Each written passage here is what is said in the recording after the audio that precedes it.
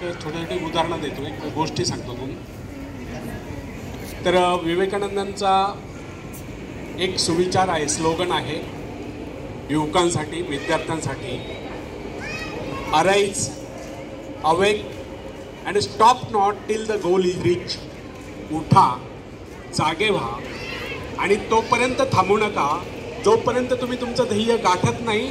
अथक परिश्रम करा, मेहनत करा आणि आपलं ध्येय हासिल करा. विवेकानंदांनी हे पण सांगितलं की विश्व एक व्यायामशाळा आहे आणि आपण सर्व इथे व्यायाम करण्यासाठी आलेलो आहोत. त्यांचा सांगण्याचा अर्थ असा नाही की आपण सर्वांना मल्ल व्हायचं.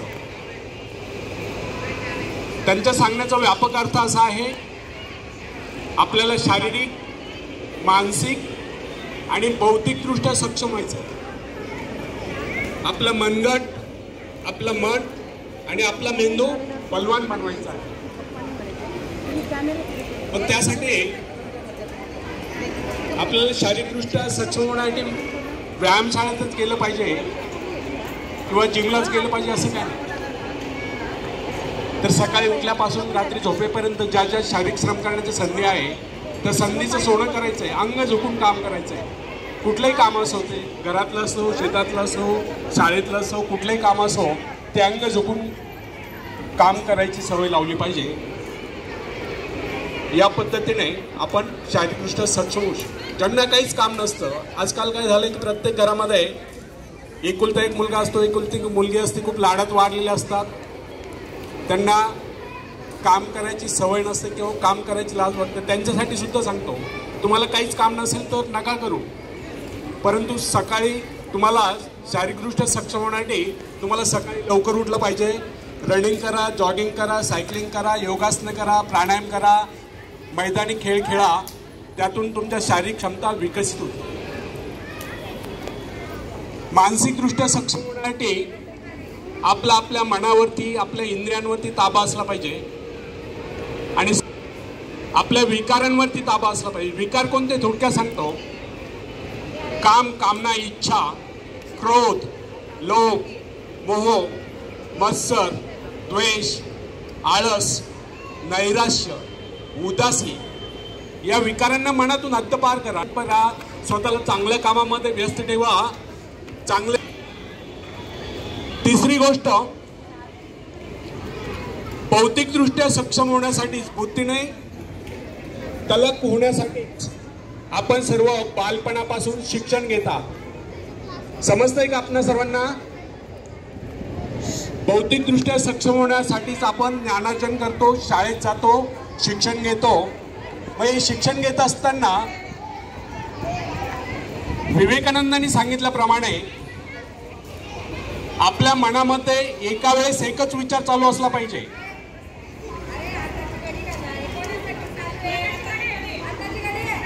शिक्षक काय शिकवतात, काय समजून सांगतात यावरती तुमचं पूर्ण लक्ष असलं पाहिजे. त्यावेळेस मनामध्ये दुसरे विचार येता कामा नये. आलं का लक्षात? शिक्षक आपल्याला काय शिकवताय ते नीट समजून घेतलं गेलं पाहिजे. त्याचं एक चित्र मनामध्ये उभं असलं पाहिजे. अशा पद्धतीने एकाग्र चित्ताने जर तुम्ही अभ्यास कराल तर तुम्ही ज्ञानी व्हाल. कारण विवेकानंदांनी सांगितलं आहे, ज्ञानी माणसाचा सर्वात महत्वाचा गुण म्हणजे तो एकाग्र चित्त असतो. एकाग्र चित्तेचा वेगळा अर्थ काही नाही, वेगळा काहीच नाही अर्थ. एका वेळेस एकाच कामावर लक्ष केंद्रित करणं यालाच म्हणतात एकाग्र चित्तता.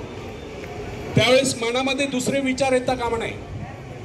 अशा पद्धतीने आपण शारीरिक, मानसिक आणि बौद्धिकदृष्ट्या जेव्हा या भारतातील प्रत्येक युवक, प्रत्येक विद्यार्थी शारीरिक, मानसिक आणि बौद्धिकदृष्ट्या सक्षम होईल, तेव्हाच खऱ्या अर्थाने विवेकानंदांच्या युवकांबद्दलचे किंवा विद्यार्थ्यांबद्दलचे स्वप्न साकार होतील आणि त्यातून देशाचा विकास होईल.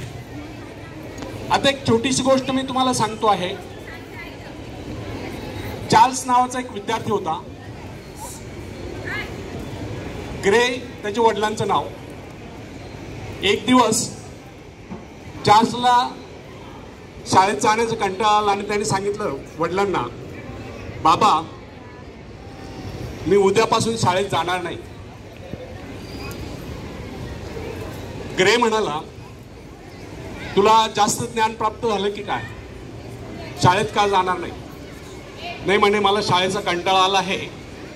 माझा एक मित्र जॉर्ज, तो खूप हुशार आहे, तरी त्याने 3 महिन्यापूर्वीच शाळा सोडली.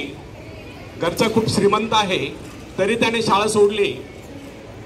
आणि तो नसल्यामुळे मला पण शाळेत जायला इच्छा होत नाही. माझ्या मित्राने शाळा सोडली, त्यामुळे मला पण शाळेमध्ये शिकण्यात इंटरेस्ट नाही.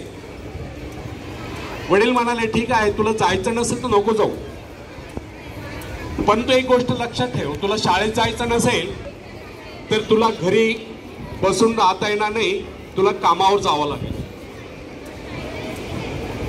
दुसऱ्या दिवशी ग्रे मुलाला म्हणजे चार्ल्सला घेऊन एका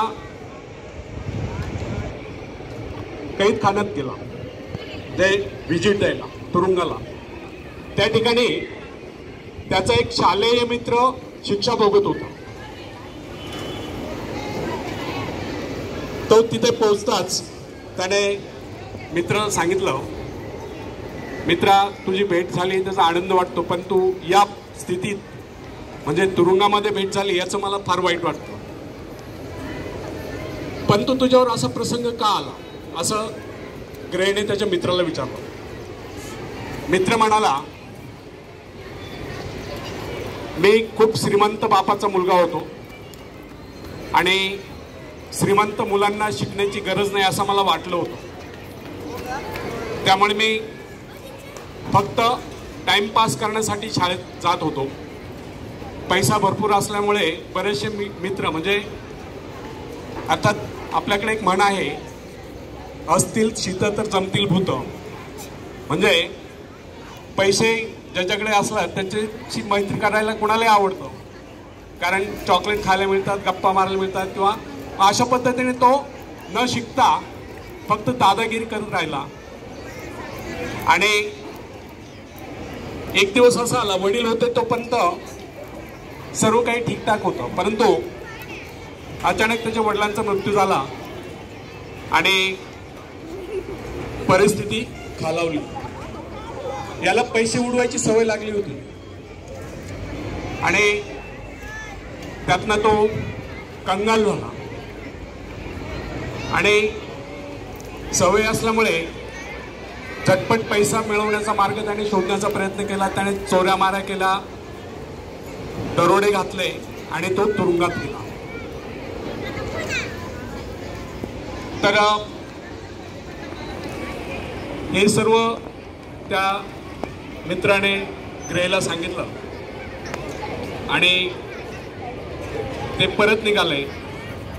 परत निघाल्यानंतर रस्त्यामध्ये चार्ल्सला ग्रेने सांगितलं, हे बघ, हा पण श्रीमंत बापाचा मुलगा होता, खूप पैसा होता, परंतु त्याने शिक्षण न घेतल्यामुळे त्याचे काय हाल झाले तू बघितलंच आहे. मी तुला चांगलं शिक्षण देऊ शकतो आणि पाहिजे ती मदत करू शकतो शिक्षणासाठी, परंतु तू रिकामा बसून घरी राहावं हे मला, म्हणजे इतका मी श्रीमंत नाही आहे आणि तसा मी श्रीमंत होणारही नाही. मुलाचे डोळे उघडले. त्याने वडिलांना सांगितलं, बाबा, उद्यापासून मी नियमित शाळेत जाईल आणि चांगला अभ्यास करून एक आदर्श नागरिक बनेल, असे मुलाने वचन दिलं आणि दुसऱ्या दिवसापासून तो रेग्युलर शाळेत जाऊ लागला. अशीच एक दुसरी गोष्ट आहे. बेटे बेटे सावधान. दुसरी गोष्ट सांगतो. जेम ॲडम्स नावाचा एक विद्यार्थी होता. त्याने पण वडिलांना सांगितलं, बाबा, मला शिक्षणाचा कंटाळा आला आहे, मला उद्यापासून शाळेत जायचं नाही. वडील म्हणाले, ठीक आहे. वडील शिस्तप्रिय होते. ठीक आहे, तुला शाळेत जायचं नसेल तर नको जाऊ, परंतु आपल्याकडे एक थोडीशी जमीन आहे, दलदल आहे, ज्याच्यामध्ये गाळ साचलेला आहे, त्या दलदलीच्या जमिनीमध्ये एक चारी काढायची, एक नाला खोदायचा आणि ते पाणी चारीतून निघून गेल्यानंतर ती जमीन कोरडी झाली की तिथं आपल्याला शेती करायची. तर तू शेती काम करावं लागेल, तुला घरी बसून चालणार नाही. मुलाने ते काम मान्य केलं. दुसऱ्या दिवशी सकाळी तो टिकाव पावडे गमेली घेऊन शेतात गेला. दिवसभर त्याने चर खोदण्याचं काम केलं आणि काम करता करता तो खूप थकला. दुपारपर्यंत तो घामाघूम झाला होता आणि काम करत असताना त्याने खूप विचार केला, जर आपण जर शाळेत नाही गेलो तर आपल्याला असेच कष्ट आयुष्यभर करावं लागतील. थकून भागून तो संध्याकाळी घरी आला आणि वडिलांना म्हणाला, बाबा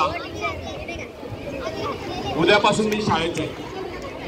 अर्थात वडिलांनी त्याला मान्यता दिली.